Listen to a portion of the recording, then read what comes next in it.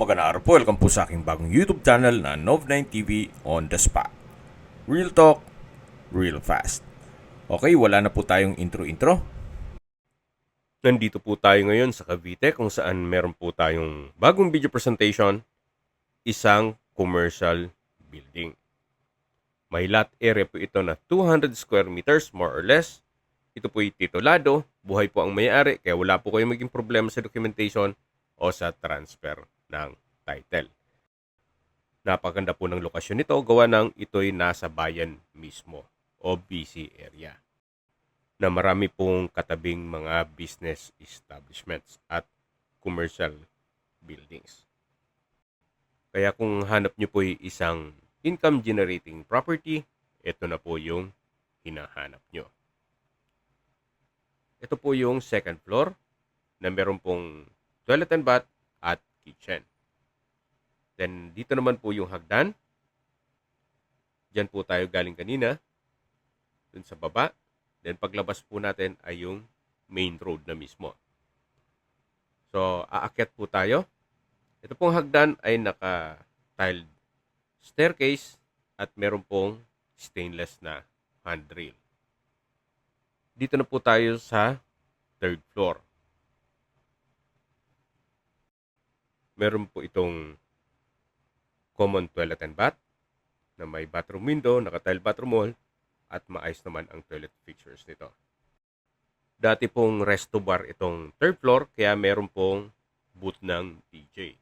At tungkol naman sa mga mixer at mga musical instrument na makikita nyo dito, hindi po kasama yan. Even itong tables and chairs. Ito po yung resto bar. Malaki po ang espasyo nito. Meron pong mga glass windows with security grill. Then, dun po sa taas, nag-serves as natural sunlight. Double high ceiling din po ito. So, na-maximize po nila owner yung espasyo. Nagamit po nila lahat. So, yan po, tunghayan nyo po itong dating resto bar na possible din nyo pong paupahan. O kung sakaling ma-acquire nyo to, pwede nyo naman pong ituloy. Then, makinegotiate na lang kayo kay owner tungkol dito sa mga kagamitan. Dito naman po yung another restroom. Yan po, tunghayan nyo po itong balkonahe o terrace at yan po yung roof deck. Yan po yung sliding glass windows, may security grill. Then naka-tile flooring na rin po ito at stainless po ang railing. Mula po dito sa resto bar, meron pong access door na papunta naman ito sa kabilang side ng building. Yung natatanaw natin ay stock room po yan at ito naman po yung hagdan. So bababa po tayo. Naka-tiled staircase na rin po ito. Samahan niyo po ako. Baba po tayo para check natin yung isang kwarto dito sa second floor. Yung pong natatanaw natin na staircase window ay sa kabilang side po ito. Yung another access na meron pong steel gate. Marami pong entry at exit points itong building. Pakita ko po muna sa inyo itong kabilang kwarto na kung saan pwede rin po itong paupahan as office at pwede rin pong residential. Gawa ng kompleto rin po ito. Meron pong sariling toilet and bath. Yan po yung access door. Then, malaki naman po ang espasyo, naka-tile flooring. At ito po yung tinutukoy ko na toilet and bath. Maayos naman po ang toilet fixtures nito. Naka-tile bathroom wall. May shower. At malaki naman po ang espasyo nito. So, labas po tayo para check natin ibang parte nitong building. Then, paglabas po natin ay katabi lang yung kabilang kwarto. Dito po sa kabila ay malaki din ang espasyo nito. Yan po yung pintuan. Then, meron din pong glass window, naka-tile flooring. Meron din po itong sariling toilet and bath. Maayos din po ang toilet fixtures. May hand basin, water closet, naka-tile bathroom wall, may shower at bathroom window. Bali po dito sa kabilang side ay dalawa ang kwarto. So labas po ulit tayo. Ito po yung hallway at yan yung hagdan na pinakita ko sa inyo kanina. At aakyat po ulit tayo dito sa third floor para maikutan natin yung ibang parte nitong building. So dito na po tayo galing kanina. Yan po yung hagdan sa likod ng resto bar at ito yung sinasabi ko na stock room na may access naman na hagdan papunta sa likod ng property. Ito po yung naka-concrete staircase, then metal handrail at railing. Ito po yung glass window mula dun sa kwarto na inikutan natin kanina. So nagkaroon po ng mga extension itong property. At bababa ulit tayo dito sa may ground floor. Then may steel gate po dito papunta naman dun sa commercial space sa harapan. Hindi lang po natin mapasok ito gawa ng ito po'y okupado o may nangungupahan.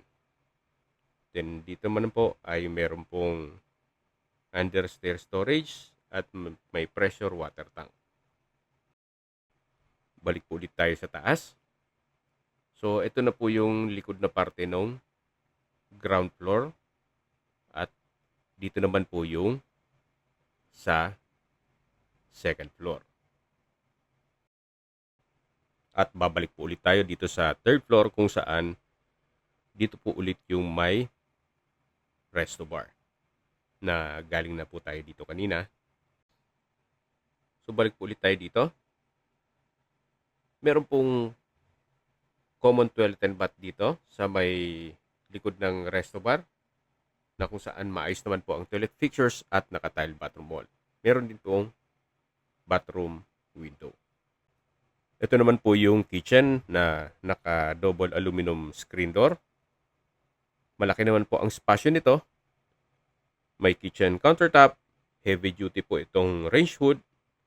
Then may preparation table, kitchen cabinet, at storage ng kitchen utensils. So paglabas po dito, yan po ulit yung resto bar mismo na galing na po tayo dito kanina. So balik po ulit tayo dito sa DJ booth. At dito po nakapesto yung mga amplifiers at mixers. Ito po yung tinutukoy ko kanina na hagdan na kung saan ito ay stainless handrail at railing pati staircase. Dito na po tayo sa roof deck. Naka-solid wood door. Then sa spasyo, sakto lang. Hindi naman siya ganun kaliit at hindi naman ganun kalaki. May glass windows. Meron din po itong toilet and bath at shower sa dulo. Meron din pong access door na papunta naman sa balkonahe o terrace. Na kung saan napakalaki po ng espasyo. Naka-tile flooring, covered din po ito. Meron pong water tank. At mula po dito, matatanaw nyo naman ang inyong mga magiging kapitbahay. 360 degrees po ang view dito.